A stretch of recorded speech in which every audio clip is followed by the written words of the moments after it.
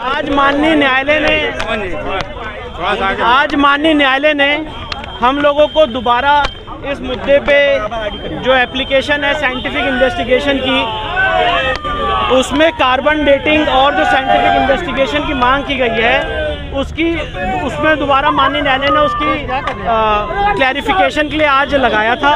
माननीय न्यायालय ने जब कोर्ट बैठी तो उन्होंने ये कहा कि इस केस में ऑर्डर पास करने से पहले हम कुछ क्लैरिफिकेशन चाहते हैं और हमने अपना क्लैरिफिकेशन कोर्ट के सामने दे दिया है। मुस्लिम पक्ष उस पर अपना प्रत्युत्तर देगा, जिसके लिए 11 अक्टूबर मंगलवार को लगाया है 2 बजे। माननीय न्यायालय उनको सुनने के बाद इसमें अपना ऑर्डर पास। 11 अक्टूबर को क्या मान के चले कि फैसला 11 अक्टूबर को माननीय न्यायालय मुस्लिम पक्ष को सुनेगा जो इसमें अपना प्रत्युत्तर देना चाहते हैं, आज जो हमने क्लैरिफिकेशन दिया था, और उसके बाद 11 अक्टूबर के बाद माननीय न्यायालय इसमें अपना फैसला सुनेगा।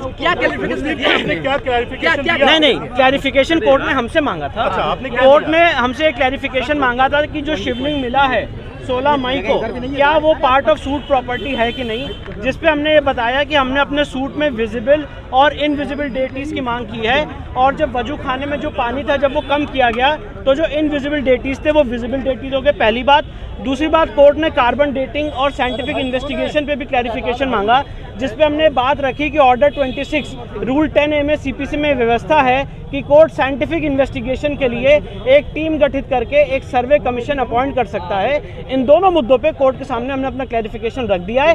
आज मैं आपको दोबारा बताना चाहता हूँ, कोर्ट ने इस केस को ऑर्डर के लिए रखा था, पर कोर्ट की ये पावर है, इनहेरेंट पावर है कि अगर ऑर्डर पास करने से पहले उनको कोई क्लैरिफिकेशन चाहिए होता है तो वो काउंसिल से मांग सकती हैं। तो हमारे सीनियर और हमने, हरिशंकर जैन साहब ने और हमने पिटीशनर नंबर 2 से 5 की तरफ से अपना क्लैरिफिकेशन कोर्ट के सामने रख दिया है, और मुस्लिम पक्ष उसका प्रत्युत्तर देना चाहता है। उसके लिए कोर्ट ने 11 अक्टूबर रखी है।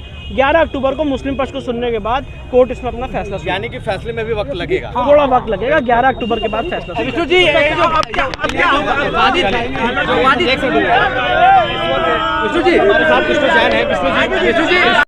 आज कोर्ट में मतलब हमारे पक्ष ऐसा है, जो कार्बन डेटिंग के कर रहे हैं लोग प्रार्थना पत्र, हमारी प्रार्थना पत्र 250 गज जो थे वह कार्बन डेटिंग या वैज्ञानिक तरीके से जांच, अन्य प्रकार से जिससे हो सके बिना शिवलिंग को क्षति पहुंचाए वह जांच करने का प्रार्थना पत्र दिया गया था, जिस पर विपक्षी का आपत्ति आया था। विपक्षी ने अपनी आपत्ति के पैरा 4 में स्पष्ट कहा है कि 16/5/22 को जो प्राप्त हुआ है, जिसको 12 है और वादी लोग शिवलिंग कह रहे हैं, यह स्पष्ट नहीं है, इसलिए पूजा का अधिकार नहीं दिया सकता है। यही शब्द को उन्होंने पैरा 8 में भी रिपीट किया है, तो बिना जांच का स्पष्ट हो नहीं पाएगा। और हमारी प्रार्थना पत्र बिना शिवलिंग के किसी भी प्रकार से क्षति पहुंचाए या वैज्ञानिक जांच कराई जाए, जिससे कितना प्राचीन है और कितनी गहरा है, इसका आधार हुआ क्या है, इसकी स्थिति क्या है, इस जांच के प्रार्थना पत्र था। इस पर माननीय न्यायालय द्वारा पुनः इस पर कुछ कार्बन डेटिंग और वैज्ञानिक जांच पर बहस के लिए कहा गया, स्पष्ट करिए। स्पष्ट बहस पुनः किया गया और विपक्ष द्वारा यह कहा गया कि आज हम पत्रावली लेकर के नहीं आए, फाइल लेकर नहीं आए, क्योंकि हम आदेश सुनना चाह रहे थे और इसलिए हमको इस बहस के जवाब हेतु समय चाहिए। तो 11 अक्टूबर को समय रखा गया है, तो आप अपना जवाब दें। उसके बाद यदि जवाब देना चाहें तो जवाब देंगे, तो आदेश हो जाएगा।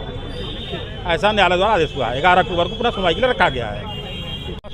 आज स्पष्ट सुनवाई हुआ है मतलब कार्बन डेटिंग के लिए कि वैज्ञानिक विधि द्वारा ही मतलब कार्बन डेटिंग होगा।